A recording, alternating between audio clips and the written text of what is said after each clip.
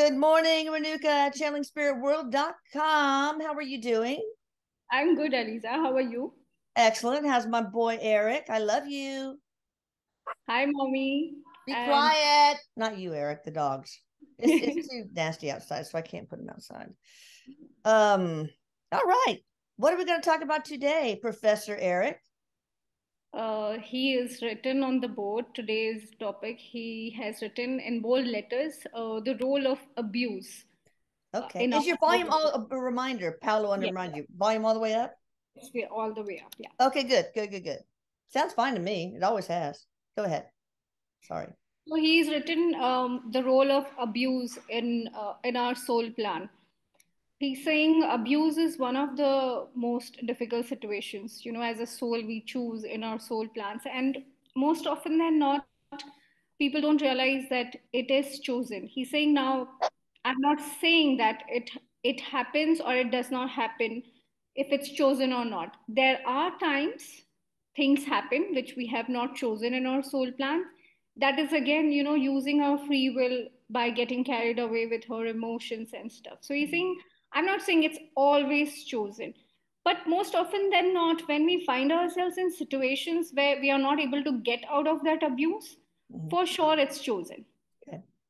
Seeing abuse, we'll be, taking in the most difficult situations and the relationship aspects, and try and understand them and dissect them according to his soul plan philosophy and theory that he's been teaching, so as to we understand what are our lessons, we balance out the karma there, and we come out of it and make our life a little bit more peaceful and bearable, he's saying. Okay. Today's topic he's chosen as abuse. He's saying this is one of the most difficult situations which we go through, and so many times we don't look at the abuser's role. We are so much concerned about those who are getting abused, the That's abuse true. taking place, but we don't look at the abuser's side. What is that soul going through for that soul to come to a point to start abusing others? Yeah. So you think today we are going to look at both the roles and understand this situation of abuse not only spiritually but also the psychological aspect of it, so that we can have tools both in the psychological arena also and spiritually also try and understand it better, so that we come out of it. He's saying there are so many out there who have gone through abuse or who are going through abuse, or who are affected because they are watching their loved ones get abused. Yeah. So you think it's important we understand its spiritual significance and also psychologically what is going on in the minds of both the parties, so that it's easier for us to help ourselves if we are in that situation, or maybe to help those who we see going through abuse. So you think he's made two columns. He's actually writing everything on the blackboard. He's Ugh. written two columns. Yeah, that's how he teaches me, and that's how in lectures I channel. He just goes on writing in big bold letters so I can see it I hope you can clearly. read his hand scratching. Yeah, Feels I pretty do. bad, but it's not as bad as mine is. So, but that's good. That's good. Yeah. So many times he writes in bold letters. I'm always able to read it so perfectly. And the way he writes it, when you read the board, it's like it's when you're reading it, it's coming with all the intent and the feeling and the explanation behind it. That's how the Wow. channeling is happening. It's beautiful. That's interesting. Yeah, I can see him and hear him very clearly, but in the classroom, there is this different level of channeling which happens. And if you remember, that's why we had recorded that guided meditation of the classroom, because he wanted others to, reach that level to talk to him. And I've heard such wonderful reviews about that guided meditation. Oh, Almost all of them have been able to talk to him. oh. He's so much available and out there for anyone to connect with him. So, anyways, back to the topic. He's made two broad columns on the blackboard. It's a huge blackboard I can see. And one column is the psychological aspect of abuse, and the other column is the spiritual perspective of abuse. He's Oh. saying so many times you're not able to understand life. We don't understand who we are, what we are going through, and that makes it much more difficult. Having some wisdom, some information, some higher perspective about our situations, about who we are and what we are going through helps us deal with them better, deal with life better. Yeah. So I think that's what I'm attempting, and it's important we understand abuse. And the psychological aspect, he's written the abuser. We need to understand from where the abuser is coming. He's saying psychologically, if you look at how the mind works, this abuser, this person, must have been abused in one way or the other, in one form or the other, at one level or the other. Mm. And that's why it's now assuming the role of abuser, because he's Mm. saying, when you are the receptive party at one time, you also become the opposite person. That is not only spiritually what goes on, but even psychologically the mind plays such a role, although it's more subconscious. He's saying all the pain, the anger, the injustice that the abuser had gone through while going through abuse is stored in the subconscious. And when this same person finds himself or herself in a place of position or power or authority, that's when those impressions start coming to the surface, and it feels like it needs they need to take a revenge, and very subconsciously they themselves assume the role of an abuser. I Yeah. think that's what psychologically happens. Whatever was served to you, you become that person. If you don't resolve and release and heal it, if you're not aware, you become your abuser. And so if you're not aware of the spiritual benefits, the lessons to be learned from being abused, then you go on to become an abuser. Abuser yourself. And Like you for say, well, me, yeah, it's not only spiritual, psychologically also that's how the mind plays, because your subconscious has suppressed all that pain and anger, and when it finds a position of power and authority, all of it comes to the surface and you want to become that person. yeah. It's a form of revenge, but it's happening at a very subconscious level. Oh, interesting. Like for That's me, my siblings and I were abused emotionally, physically, etc., psychologically. But I got to the understanding of the benefits and I've said this so many times before, that, I became more assertive, nurturing, compassionate, etc. But that doesn't mean that I wasn't an abuser in another life. no, doesn't mean at all. Probably was, obviously. Spiritually, yeah, Yeah. probably it must be one of the reasons. But he's saying, mom, spiritually, when you choose contracts, soul contracts of abuse, whether you are the abuser or the abused, Mm-hmm. there are always lessons to be learned. Always, these soul contracts are always choosing. Saying also, mom, you need to understand, when a soul chooses an extreme condition or situation like abuse, Yeah. it's after trying to learn that lesson in many lifetimes and not being able to learn it. And that's when the soul chooses an extreme situation or condition like abuse, where it has to make sure that it learns, and that's why it chooses that difficult situation. Any lesson that you have tried to learn through lifetimes over lifetimes and you have not been able to master it, that's when the soul chooses a very difficult situation to Yeah. master that lesson once and for all. What about, and I see the YouTubes, it's just so awful, and I cry every time, of animals like dogs being abused. So awful, just so horribly. Yeah, he's again showing me the level of consciousness. He's saying, mom, that's when the level of consciousness is raised. The level of consciousness is shaken so much. It's so traumatic to be in an animal's body. And when you go through abuse and you're not able to do anything against it, talk about it, or, complain against it because you can't talk, you're an animal. That's where the level of consciousness is so much shaken. And that pain helps that level of consciousness to get raised, and that's when in the next lifetime they are able to take on the human body and then Oh. talk against it. They start talking. That's the kind of, he's saying, it shakes the level of consciousness, and again it's chosen. Again he's saying, I'm not saying abuse does not happen when it's not chosen. It happens. That's when, a soul is acting against its original nature and the soul is inviting those lessons. Are So you that saying the animal was a human before that was an abuser? No, no, What are you it's saying? regarding the human beings. Oh, the human And abusing even the dog, for example. yeah, I yeah. got it. Okay. Also, you people do abuse even if it's not chosen in the soul contracts, and that's when, as a soul, you're inviting that lesson again. Because obviously, even if you have learned that lesson, you didn't master it, or you wouldn't be acting in the Yeah. opposite way. Right, right. Okay, that's when in that lifetime itself, you're acting against the lessons that you have learned, and you're again inviting the same lesson, and it's happening in a very in a very systematic, result oriented way. You do this will happen. You do this will happen. But it's only when you're using your free will wrongly, and when you're acting and getting triggered by your emotions and doing something that your soul has already learned that it's not the right, it's not your original nature, it's not who you are. So Right. abuse also happens when people lose control, over their emotions, when people try and take advantage of over their positions of power and authority, or whatever rights they have. That happens, but almost instantly they also attract situations again where they are abused, and that's what he's talking about, that the abused becomes the abuser in a more psychological kind of a way. You think we'll discuss the psychological first, and then I will come on to the spiritual, and we'll try to understand what the lessons for both the parties are. But he's Okay. saying psychologically, a person starts to abuse others mostly because that person has gone through abuse himself or herself.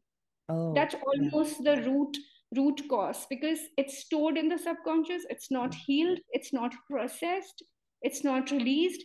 And when you find yourself in a position that you can do the same to other, you become that. It's more Oh. of a form of a revenge which you are, Almost like acting.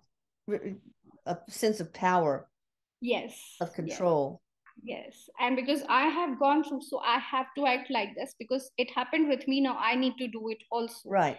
More of a revenge on a subconscious level also. Yeah. So avenging that abuse at a subconscious level. With the abused, he's saying psychologically what happens is a person will only go through abuse when subconsciously that person feels that he or she has done something wrong, and he or she deserves that abuse. Now, all of this is happening very subconsciously. Of course, the person is not conscious, but Yeah. subconsciously, the person will feel paralyzed to act against it, to Even as talk. a small child. Yes, Yeah. yes. Okay. It's the inner child wounds. And Oh, yeah. the small child will internalize over then and there that I deserve this. That's why this is happening with me. So And that's why self-loathing is a huge component.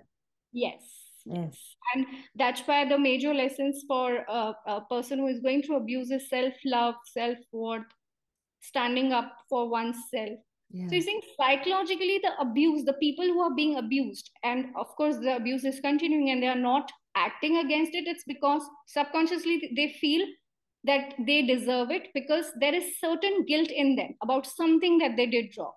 Now, that guilt will make them feel subconsciously that they deserve this abuse, hence, they go through it silently and they don't talk against it, they don't stand up against it. But all of this is happening so much at the subconscious level that the Yeah. person actually going through it feels paralyzed and does not understand. You think that's why I say it's important to go within ourselves. It's important to heal our traumas, heal our unresolved wounds and issues, and healing our inner child Yeah. is the most important aspect of the entire healing thing. So you think these are the psychological aspects. If we come to the spiritual side of Mm. abuse, he's saying, Mom, again, it's a soul contract. Yeah. The abuser and the abused. It is chosen, that's why it's happening. Why was it chosen? Again, he's saying the most important thing. Again, he's written types of abuse. He's saying there is physical abuse, there is emotional abuse, there is abuse of trust, there is abuse of faith, there is Neglect. psychological Neglect. neglect, yes, there is abuse, psychological abuse. He's saying so many times we don't look at these kinds of abuse, which are also equally terrifying and painful. We tend to look at physical abuse more strongly, but these kind of abuse are what are mostly chosen in our soul contracts. He's saying on physical abuse, no, we don't choose it. Oh, Physical abuse, you have to stand up against it. He's saying there might be rare cases where the souls enter into a contract where physical abuse is concerned, but it is always almost so balanced and restricted. He's saying it's because when the soul is up there planning its soul plan, the soul knows how sacred the body is.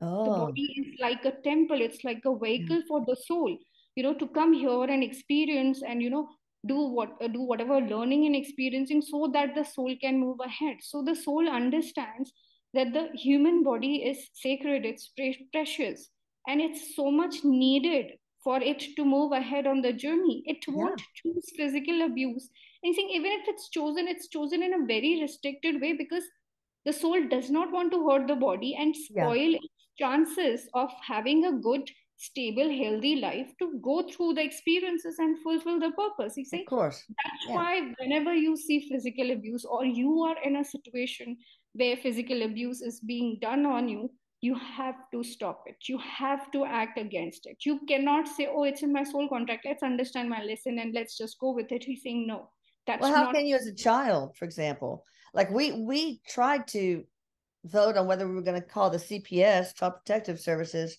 but we thought we'd be all separated. So we, Mom, that's where I meant that there are certain rare cases where you will see the abuse is happening and it's almost impossible to stop it, because that's how it was chosen and that's why it's happening. Now, right. why the child is choosing to be abused is the abused will choose it because the abused has been an abuser in one of the lifetimes, and Right. it's not so much about the lessons, but it is so much about experiencing the opposite, so that you balance out the impressions and Okay. you don't repeat it. So if you have abused in one lifetime, you will choose to be abused in this lifetime so Mm-hmm. that you go through the pain and you don't repeat that again. Okay. That is one thing. And of course, you have to balance out the opposites. You have to experience both the sides of the coin to understand it Yeah, and to learn. of So you see, course. these are, and but mom, these are rare cases. Most of the time child abuse, it's only because the caretaker or the caregiver has lost it. This, Yeah, mental illness yes. was the case for my father anyway. So Oh, okay. yeah, for sure.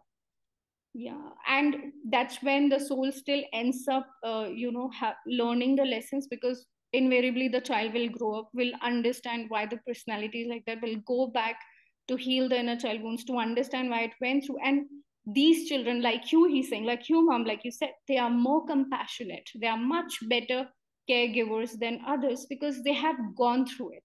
So he's Yeah. saying there are lessons invariably. You have chosen it in a soul contract or not, but what I'm trying to say is a soul won't choose physical abuse or won't take physical abuse so lightly. It's a serious thing for a soul because human body is precious. It's Yeah. important. And, when you are in the soul plan, you know what you are doing, so you won't choose it.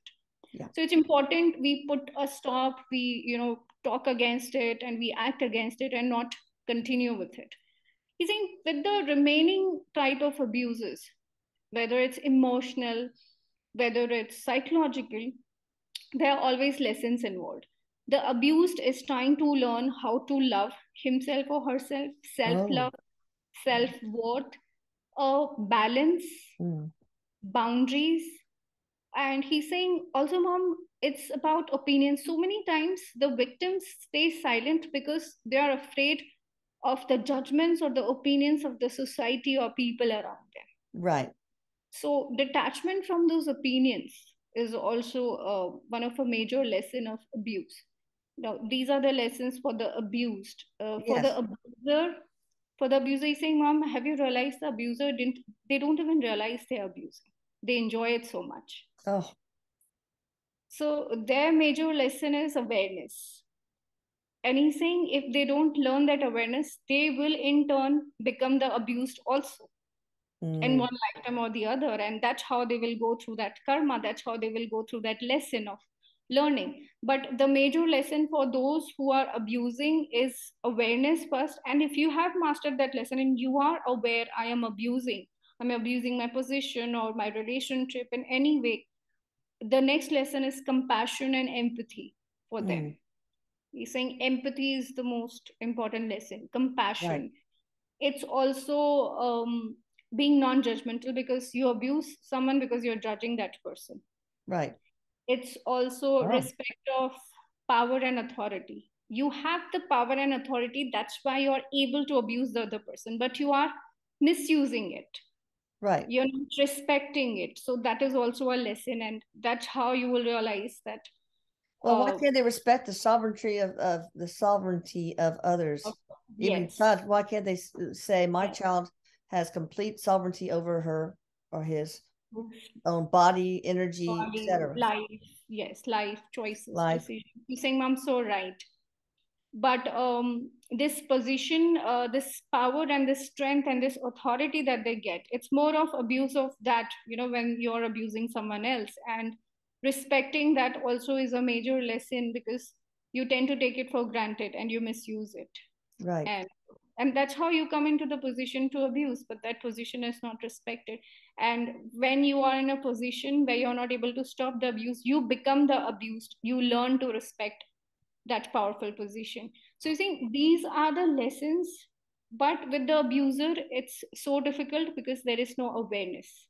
If Yeah. there was awareness, it's very much possible that their guilt conscious will talk to them and they will understand. But the first most important and the most difficult lesson for the abuser is awareness. Yeah. He's saying, Interesting. mom, also there is this third party we always neglect, the person, the people who are seeing abuse happening in front of them. And don't It's do very, anything, like my mother. Yeah. Who did her own they sort of also abuse have too. lessons. Yeah. True. He's saying sometimes they do want to help and they feel so powerless. Yeah. And sometimes they enjoy watching. There are people like that. Oof. Now, these third parties who are watching abuse take place also have a role to play in a contract, in the sense they also have certain indirect lessons. And it's again about them, seeing justice and allowing it to happen. It's about rising over their helplessness, or it's about understanding that they can be the abused also. They think there's so much, but those who want to help, there's one piece of advice he wants to give them is, he's saying, don't feel helpless and don't think you can help. But yes, what you can do is help the abused recognize their own power. Help them find their strength and courage to stand up, because in no way can you help the abused, because it's their lesson. They have to go through it and it's their fight, and they have to stand up against it and have the courage to fight it themselves.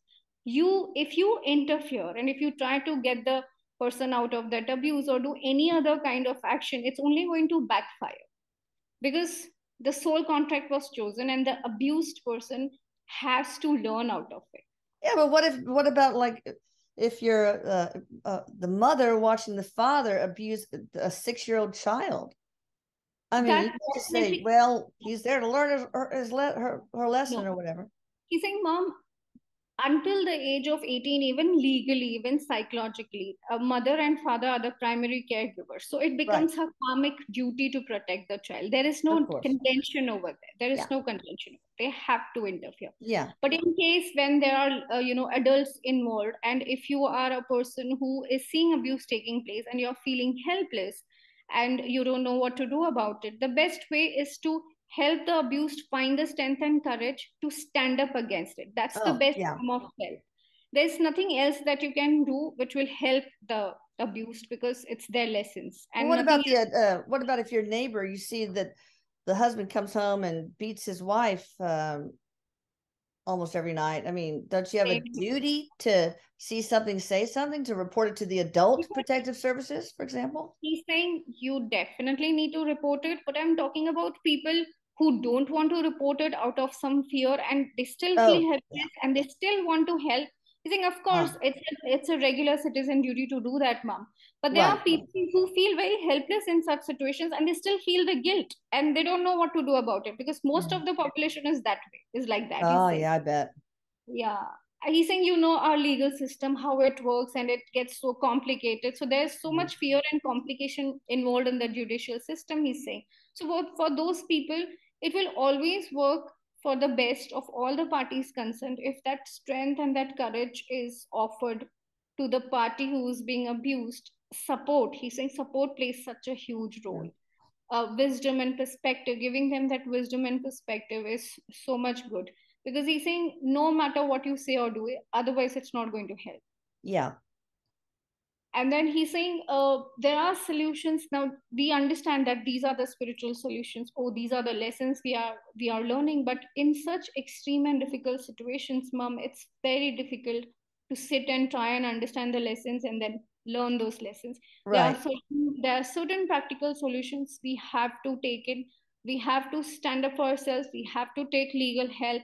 We have to take counseling. We have to understand where we are coming from. We have to understand what is it within me which is not allowing me to love myself enough to stand up against this abuse. He's saying psychotherapy and counseling and all of these things, healing, trauma healing, all of these things are very important. If practically you find it difficult or impossible to come out of the situations, these are certain tools which will give you the strength to do that. Well, what if a person can't afford those kind of, like, counseling? He's saying, Mom, healing, going within, meditating, Oh, okay. looking at the spiritual perspective, looking at yourself as a soul, trying to inculcate self-love, trying to understand why there is no self-worth. Okay. He's saying there is a spiritual perspective and there is a psychological perspective. Right. Whatever is available to you, whatever you can, hope to use it for yourself, just use it and come out of it. There are tools which will give you the strength and courage to do it. Now, whatever are feasible and available to you has to be used and taken. Okay. How do you do inner child work? How does one do that? He's taught me certain guided meditations, where you reach a deeper level of your subconscious mind, where you meet your inner child. Because he's saying, Mom, the inner child is always alive within you. That's why they say there's a child within you. You're always Yeah. yeah, there's always a child within you. He's saying that inner child is a personality which we have developed, and it's always there at the deeper layers of your subconscious. Ah. And the trick and the secret to inner child healing is reaching out to that child into inner deeper layers and loving that child, giving that child which whatever it didn't receive Mm-hmm. in its childhood. He's Yeah. saying it's a brilliant idea, Mom, and I'll work on it. And he's saying we'll put up a guided meditation for those who want to help and get in touch with their inner child. And Good. he's saying that guided meditation will help them get in touch. Healing the inner child is again a different ball game altogether.